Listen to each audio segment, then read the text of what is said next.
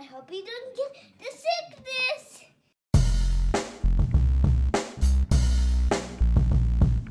My boy Kurt is a stay-at-home dad, watching Disney movies he never had. His daughter digs through all the VHS, crushing the classics in a princess dress. Informed like Scuttle, Kurt's got your ticket, making it real like Jiminy Cricket.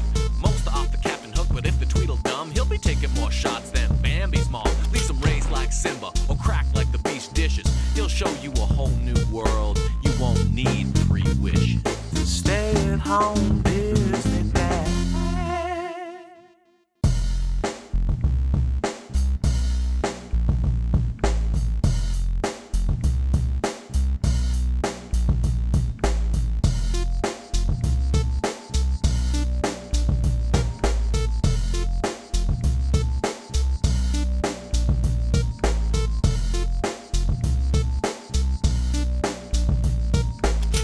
So there's a kid in King Arthur's court. I cannot hit play on the VCR fast enough. Sega Genesis commercial for the Toy Story video game. Awesome, oh my. Ad for the Big Green. So the trailer is full of PG-14 jokes and imagery. There's a new female teacher who goes jogging in a red painted on outfit. She brings the town to an absolute standstill. There's bikers on the soccer field. A soccer ball smashes a police car. They say characters, quote, shooting blanks. And yet, here's the cover they decided to go with. Ad for Man of the House. I kind of repressed that movie, but it's coming soon. Timon and Pumbaa's Wild Adventure, now in video. A music video for Stand By Me with a frog. And then my tape cuts out, and when it comes back on, it's Timon and Pumbaa singing. Fine. There's a frog singing all soully and sexily, and like, imagine paying for the rights to Stand By Me and doing this with it. Feature presentation, blue logo as it should be, Tapestry Films and Trimark Entertainment. Kate Winslet is in this. We are going to have a lot of fun today, folks. Today is a good day. Written by Robert Levy and Peter Abrams. That's like they got the Wish version of Eugene Levy and J.J. Abrams. Oh man, we get a face in the water in a well. I believe it's Merlin the magician, and he says it takes a brave knight to get Excalibur and bring me that knight. Hard cut to a Little League baseball game. Number 27 steps up to the plate, and I mean, I don't want to assume he strikes out, lets everyone down, thinks he's a loser, wallows in self-pity until it's revealed he's actually from the lineage of a family of brave knights and ends up a hero 90 minutes from now. But he strikes out. Kate Winslet.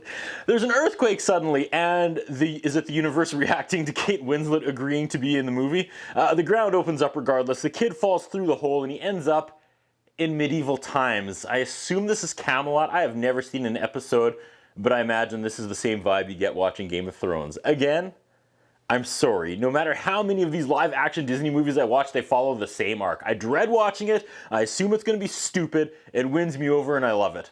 The kid gets caught and taken to a feast before the king. We are definitely at the beginning of that arc, as the kid says, I gotta go back to before the 3rd inning, and he meets King Arthur and says, cool! Obviously, the kid is in league with the Black Knight. People say, oh man, the kid's voice, this kid's voice. He's a famous character voice actor. The kid then has to fight some adult, so he gets to choose a weapon. Combat rock! He plugs his Discman into a primitive set of speakers and blasts rock music, and they all hate it. What's this clamor? That wasn't clamor, that was rock and roll! And I think that's Kate Winslet at the end of the table. What year is this? 95? I gotta look at this. Okay, after Winslet did this and Sense and Sensibility the same year, Jude and Hamlet in 96, Titanic in 97. Unreal. Whoever her agent was or is, hire that person. Apparently she's Princess Sarah in this movie. Thomas Ian Nichols is the main kid, Calvin Fuller. He asks Sarah's younger sister, Princess Katie, to help him get home, and she says Merlin can help. Let's see if this version of Merlin is also a bummer, because we're batting at 100 with that character. They try to find Merlin. Calvin sees the sword. He's like, Excalibur! He watches a lot of CNN, so CNN was covering Excalibur in 1995. Katie hears someone, they duck into a secret tunnel, then she just leaves him there. I'm already having fun. It's also killing me that I haven't been able to use the draw me like one of your French girls line yet. It's coming. Wait for it. Regardless, we meet Merlin. He's the face in the well, like I said. He wants to meet the brave knight that arrived, and he tells poor Calvin to stand aside so he can see the brave warrior. That's good stuff. Medieval bird. Merlin brought him there to save Camelot. He sounds exactly like, what's that kid's name? Frankie Muniz from the Malcolm in the Middle show. Merlin is stuck with this guy, so he has to be trained. This kid fails at archery, and then he jousts the princess on a log in the lake, and he ends up in the drink. He goes to the blacksmith and asks him to make rollerblades. There is something just over the line of fun about this movie. He and Princess Katie are in the awkward get to know each other stage, and I want more Kate Winslet. Where's Kate? Calvin and the princess now rollerblade down the castle halls. Like, saying that aloud was fun, and it is fun. This is fun. He tries to explain to her that cool means hot. There's one loyal warrior or guard that serves Arthur who wants Sarah's hand in marriage, and now we have a side story. There's a tournament, and apparently the winner gets to rule Camelot. Am I following this? The whiny warrior attacks Calvin, and Calvin kicks him in the groin. Calvin cooks Princess Katie a candlelight meal, and it's a Big Mac. That's fun. Arthur tells Princess Sarah, played by Kate Winslet, that she has to marry that whiny knight, and she says she would rather marry the tournament winner, and stomps off. That's a weird side story. Like, Calvin is lost in a different year than where he's from, and he's training to save Camelot, and they keep reminding us about who's going to marry Princess Sarah, and I don't feel like those things are related because she's way older than Calvin. Anyway, he tries to joust for real and super glues his pants to the horse saddle, but then he just gets knocked off while glued to the saddle. So he goes back to the blacksmith and dunks on him with his 8th grade metal class knowledge. Now, Princess Katie and Princess Sarah are combing each other's hair in bed by candlelight, and... Alright, fine. Calvin! Calvin had the blacksmith make him a medieval bicycle. He takes Princess Katie for a ride, and this is honestly like, I'm the king of the world moment. He explains to Katie that Merlin brought him here by accident, and now it's up to him to somehow save Camelot. Katie's response, what are the girls like from where you're from? Calvin replies, I don't know. I could barely keep up with this multi-layered dialogue. The Black Knight shows up and gives the village some bread. But he's a bad guy, or is he? We wonder as the side story number 2 continues to evolve. Back in the castle, Princess Katie puts her face an inch from Calvin's and says, I'm confused. And Calvin says, about the Black Knight? Again, everyone complains about how dumb Disney sometimes makes their female characters. And here we have Calvin. She kisses him, and he wants to walk her to her room. He also wants to draw her like one of his French girls. Nah, that was forced. I can do better. Belasco is the name of that mean knight that wants to marry Princess Kate Winslet, and he and his men kidnap Princess Katie. Arthur unironically asks, what sorcery is this, Merlin?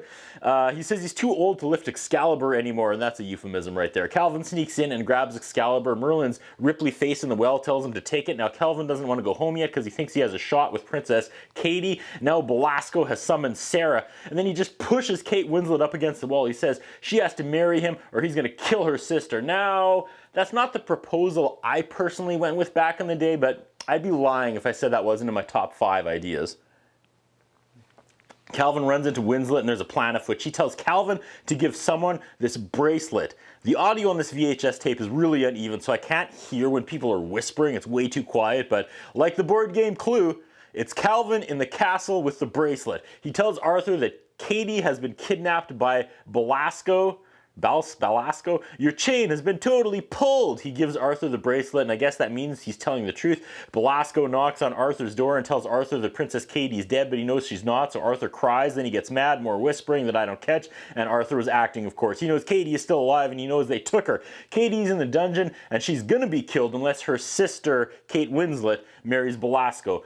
Even if she says yes, I gotta think that's gonna be an awkward reception. Arthur and Calvin sneak out of the castle through the garbage chute. Some girl, that's gotta be a famous actress, throws water out of the window and it soaks the king, and he yells up at her and says, what? I'm King Arthur! And she goes, sure, and I'm Cleopatra! And I'm thinking an Arthur-Cleopatra crossover? Don't give the writers any more ideas. Some people find out it's the king outside the castle and they attack him, but Arthur kicks some peasant ass. They break Calvin's bike and they see the Black Knight, but Calvin tries to explain that Black Knight's on our side. Isn't the Black Knight also the guy from Monty Python that got his arms and legs cut off?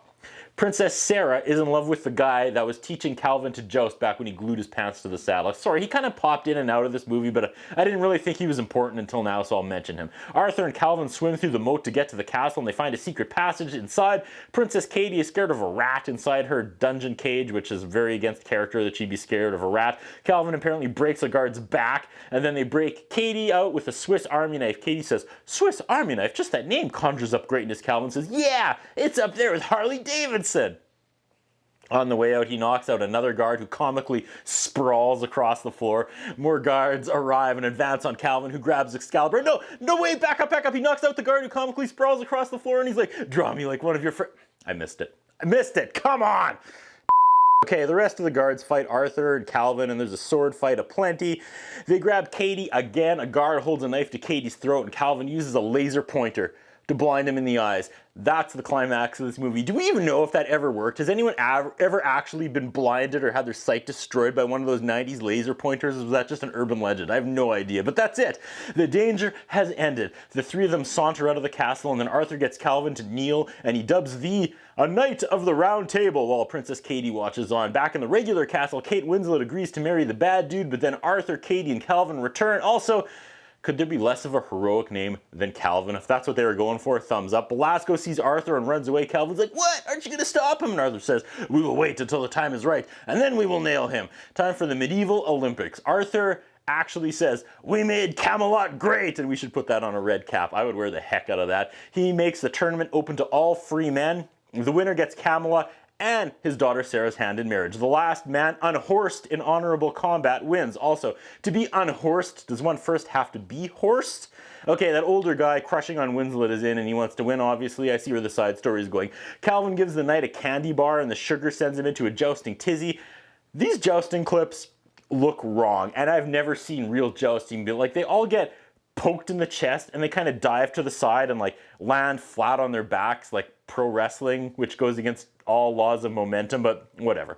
It comes down to Belasco and this good guy, and Belasco thinks he won, but then there's a loophole, and the punch-drunk good guy comes back out in like a full set of armor with facial coverings, but I feel a swerve, and yeah, his head gets knocked off. There's no head. The headless horse guy comes back around, and Belasco just goes after him again, like this is a regular occurrence, like he's not even fazed by this headless jouster. And then, of course, the headless jouster knocks Belasco off, and he wins it all, and surprise, it was Calvin in the armor, but he's too short for his head to pop up, so he pulls it down like that, and so I guess the helmet was just resting on top. Like, disbelief has been properly suspended in this movie. Belasco pulls him off his horse and goes to kill Calvin, but then the Black Knight shows up and shoots Belasco with his arrow, and then tries to stomp him with his horse while everyone cheers and laughs. Calvin technically won, but I'm not sure how, because he took over for the other guy that made it to the finals in the, I don't know. Anyway, he won Sarah's hand in marriage, but twist, the Black Knight takes off his helmet, and it is Sarah. Kate Winslet is the Black Knight, so I guess technically she won. So she won the right to choose a princess and rule the castle, and she picks that other loser that lost before Calvin won,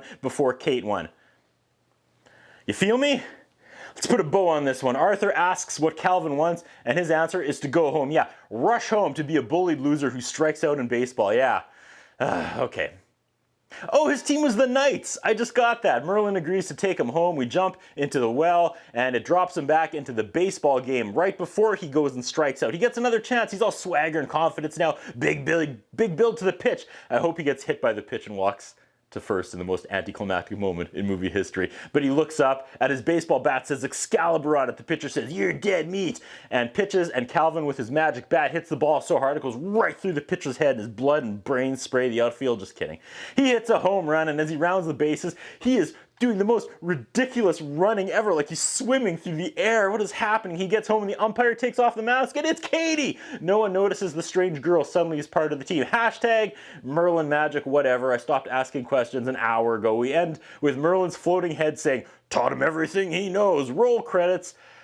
That was just the right amount of fun to offset the enormous plot holes. Watching the credits, okay, Daniel Craig was the good guy that wanted Kate Winslet. Probably should have known that, but if you've watched the last 100 or so reviews, I'm sure you've picked up on the fact that I've only seen like a dozen mainstream movies in my life. Ask me about Friday the 13th Part 6, however, and I'll talk for days. That's what I think about. What do you think? What we have is a concern about Curtis Anderson.